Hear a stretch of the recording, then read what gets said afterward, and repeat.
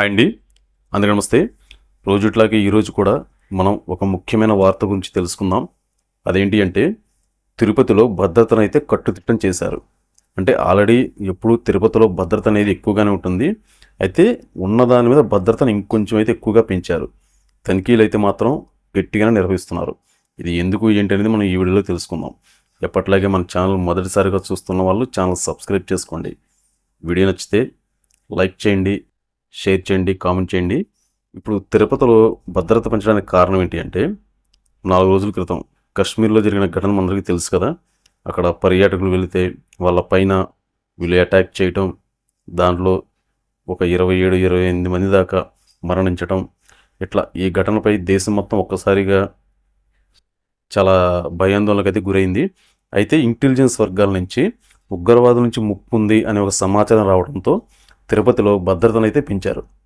అలిపిరి దగ్గర కానీ ఘాట్ రోడ్ దగ్గర ప్రైవేటు వాహనాలు, బస్సులు అన్నిటినీ చాలా క్షుణ్ణంగా అయితే తనిఖీ చేస్తున్నారు.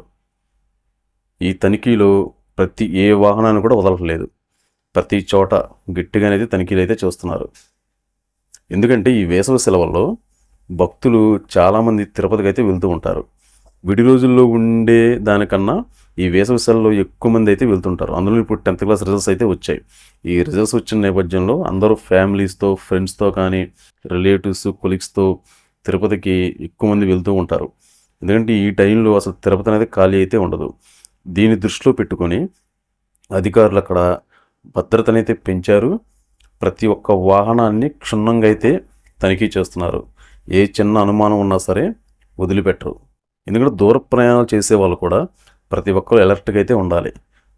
మనం ఉండే ఏరియాలో కానీ ఎవరైనా కొత్త వాళ్ళు వస్తుంటే అది గమనించి పోలీసులకైతే ఇన్ఫర్మేషన్ అయితే ఇస్తూ ఉండాలి. ఇప్పుడు కొత్త వాళ్ళు ఎవరైనా కనబడితే మనకెందుకులే, వీళ్ళు ఎవరో వస్తుంటారులే వెళ్తుంటారులే అయితే అనుకోకూడదు. ఎందుకంటే కశ్మీర్లో జరిగిన ఘటన ఎవరు ఊహించినది. అసలు అక్కడున్న పర్యాటకులు కానీ వెళ్ళిన వాళ్ళు కానీ ఎవరు ఎక్స్పెక్ట్ చేయిందనమాట. వాళ్ళు అక్కడికి వాళ్ళ ఆర్మీ దుస్తుల్లో రావటం, అలా వచ్చేసరికి వీళ్ళు ఉగ్రవాదులు అనేది వాళ్ళు కనిపెట్టలేకపోయారు అనమాట. వాళ్ళు ఎంత దారుణంగా ప్రవర్తించారంటే దానివల్ల వాళ్ళ ఫ్యామిలీలు ఎంత స్ట్రగుల్ అయినాయో, వాళ్ళు ఎంత ఆవేదనకు గురవుతున్నారో మనం ఈ 4 రోజుల నుంచి సోషల్ మీడియాలో వస్తున్న వార్తలు, కథనాలు మనం తెలుసుకుంటూనే ఉన్నాం. ఎందుకంటే ఇప్పుడు కశ్మీర్ కూడా పర్యాటక పరంగా ఒక 2-3 సంవత్సరాలు వెనకైతే పడిపోతుంది. చాలామంది ఇప్పుడు అక్కడికి వెళ్ళటానికి కూడా భయపడతారు. ఇప్పుడు చూడండి, జనరల్గా ఇప్పుడు కశ్మీర్ అనేది వేసవికాలం సెలవుల అంత సంబంధం లేకుండా ఎప్పుడైనా కానీ చాలామంది వెళ్తూ ఉంటారు. ఇప్పుడు ఈ ఘటనపై అక్కడ జరిగేది ఏంటంటే అది పర్యాటక పరంగా కూడా అక్కడ కశ్మీర్ కూడా చాలా నష్టపోతుంది.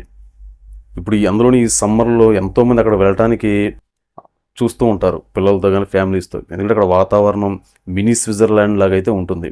దీనికోసం ఎక్కడెక్కడి నుంచో మన దేశంలో నలుమూలల నుంచి ఈ కశ్మీర్ పర్యటనకి అయితే వెళ్తుంటారు. ఇప్పుడు జరిగిన ఈ ఘటనతో ఆల్మోస్ట్ చాలా వరకు అక్కడ టూరిజం అయితే దెబ్బతింటుంది. దీనికి సంబంధించి కేంద్రం కూడా గట్టిగానే రియాక్ట్ అయింది. దీనికి తగిన సమాధానం కూడా చెప్తామని ఆల్రెడీ చెప్పుకొచ్చారు. చూద్దాం తర్వాత ఏం జరుగుతుంది అనేది. అయితే తిరుపతిలో అయితే మాత్రం ఈ తనిఖీలు అయితే గట్టిగా చేస్తున్నారు. ప్రతి ఒక్క వెహికల్ని అయితే వదిలిపెట్టకుండా క్షుణ్ణంగా అయితే పరిశీలిస్తున్నారు. ఎందుకంటే అలా తనిఖీలు చేస్తేనే బెటర్ అనమాట. అలా చేయటం వల్ల ఏంటి ఎప్పుడు ఎవరు ఎటు నుంచి ఎలా ఉంటుందో ఎవరు ఊహించలేరు. ముందుగా అలర్ట్గా ఉండి ఎవరి జాగ్రత్తలో వాళ్ళు ఉంటే అందరికీ ఏ ఇబ్బంది లేకుండా ఉంటుంది. ఇదండి ఈరోజు. తిరిగి మళ్ళీ రేపు ఒక వీడియోతో మళ్ళీ మనం కలుసుకుందాం. అంతవరకు మన PSS Telugu news channel subscribe చేసుకోండి. వీడియో నచ్చితే లైక్ చేయండి, షేర్ చేయండి, కామెంట్ చేయండి. తిరిగి మళ్ళీ మనం రేపు కలుసుకుందాం. Thank you.